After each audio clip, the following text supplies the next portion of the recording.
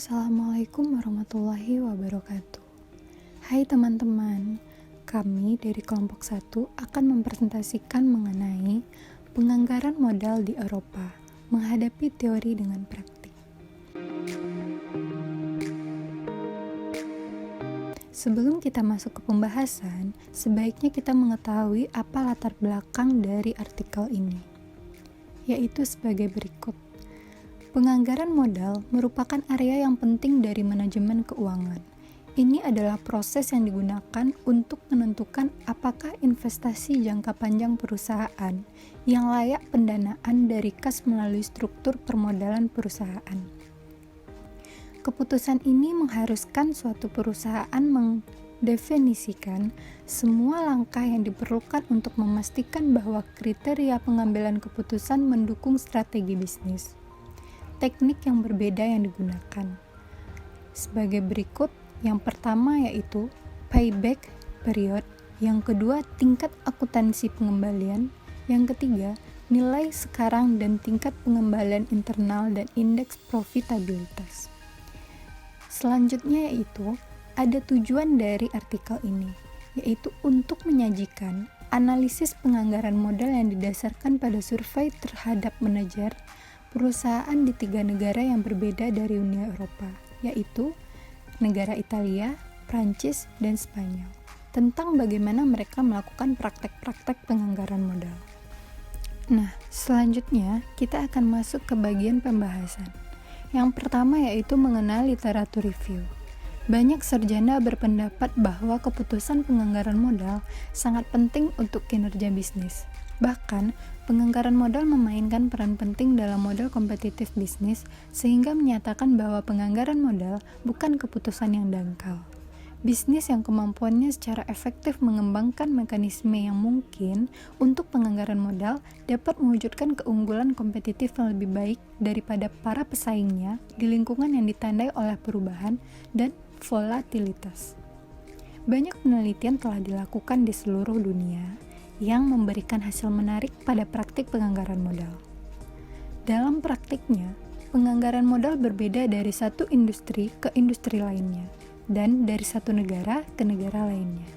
Kesimpulan penting pertama adalah bahwa dalam pengambilan keputusan manajer, teori tampaknya diabaikan dalam praktik.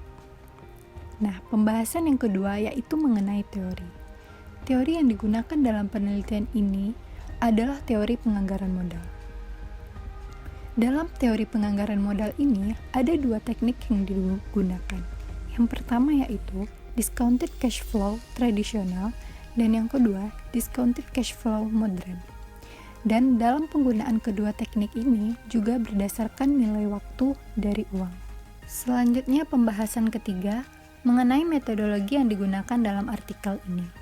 Penelitian ini berusaha untuk mengumpulkan data kuantitatif dan kualitatif yang berkaitan dengan praktek-praktek penganggaran modal di 3 negara Eropa, yaitu Italia, Prancis, dan Spanyol. Nah, ada analisis yang digunakan dalam penelitian kualitatif. Yang pertama yaitu data diperoleh melalui survei dari perusahaan bisnis. Subjek penelitian adalah CFO yang bertanggung jawab untuk keputusan penganggaran modal. Untuk mencapai tujuan ini, total dari 110 pengusaha dari berbagai jenis perusahaan yang ditargetkan sebagai responden potensial.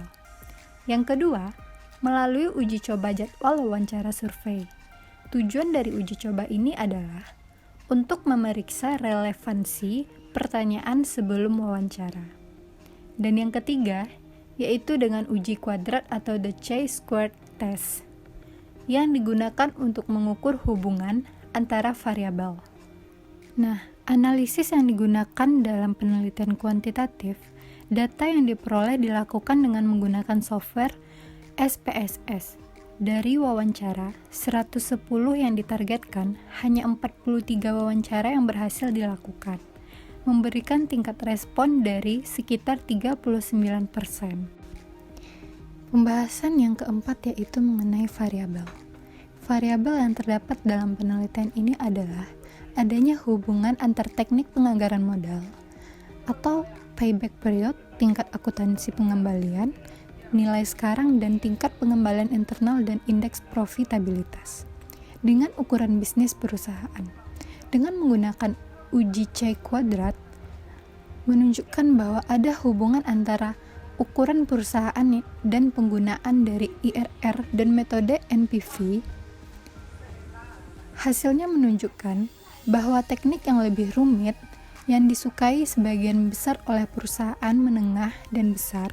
Selanjutnya, hasil penelitian menunjukkan bahwa tidak ada hubungan antara ukuran perusahaan dan penggunaan teknik-teknik lain.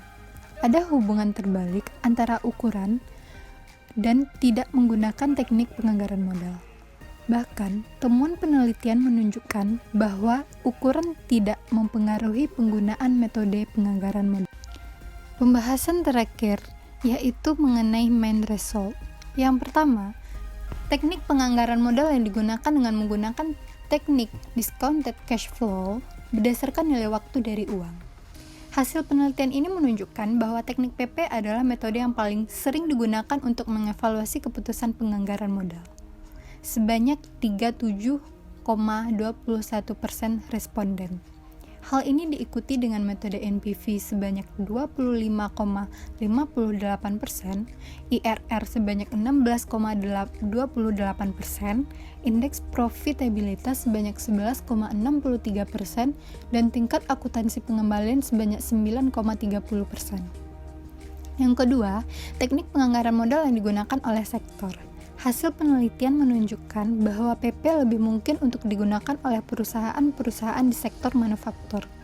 Sementara perusahaan di sektor jasa lebih memilih IRR. Metode NPV tampaknya digunakan pada tingkat yang sama dengan perusahaan-perusahaan di kedua sektor retail dan layanan. ARR tampaknya lebih digunakan setidaknya di semua sektor usaha. Yang ketiga yaitu teknik penganggaran modal yang digunakan oleh ukuran. Hasil ini mengkonfirmasi teori bahwa sebagai ukuran perusahaan meningkat, sedemikian penggunaan teknik yang lebih rumit.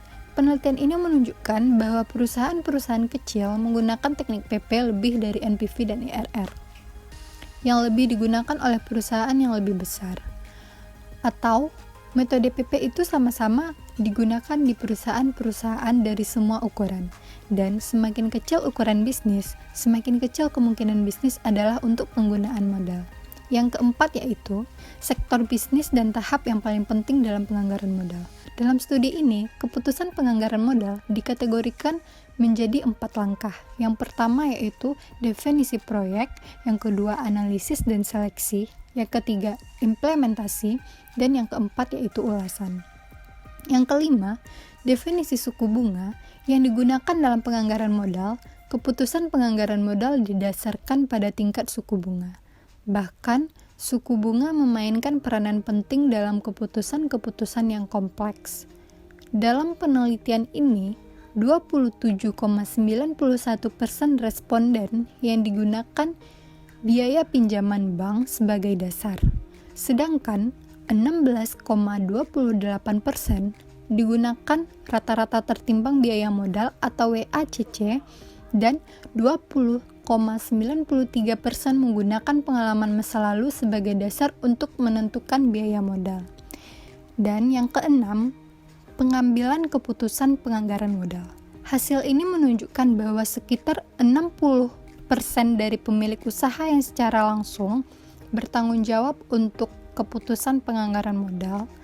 Selanjutnya, hasil menunjukkan bahwa manajer bisnis tingkat yang berbeda memiliki pengaruh terbatas pada penganggaran modal pengambilan keputusan.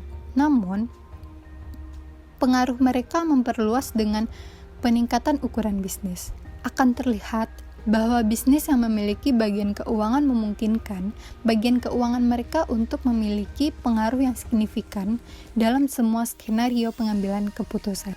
Nah, dari pembahasan yang telah kita bahas, dapat disimpulkan, penelitian ini telah mengungkapkan sifat praktek penganggaran modal di beberapa negara di Eropa.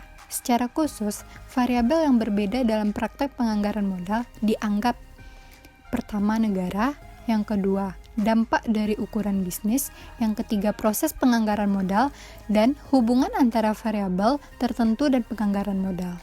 Analisis untuk negara-negara menunjukkan bahwa tidak ada perbedaan besar antara perusahaan. Perusahaan Prancis menyajikan beberapa hasil yang berbeda, tetapi tidak ada perbedaan yang signifikan antara negara-negara. Penelitian ini telah menunjukkan bahwa penganggaran modal pengambilan keputusan merupakan proses yang kompleks dan bahwa itu undervalue oleh UKM.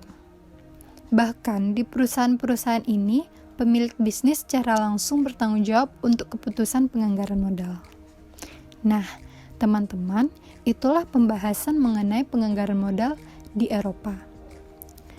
Semoga bermanfaat. Sekian dari kami kelompok 1. Assalamualaikum warahmatullahi wabarakatuh.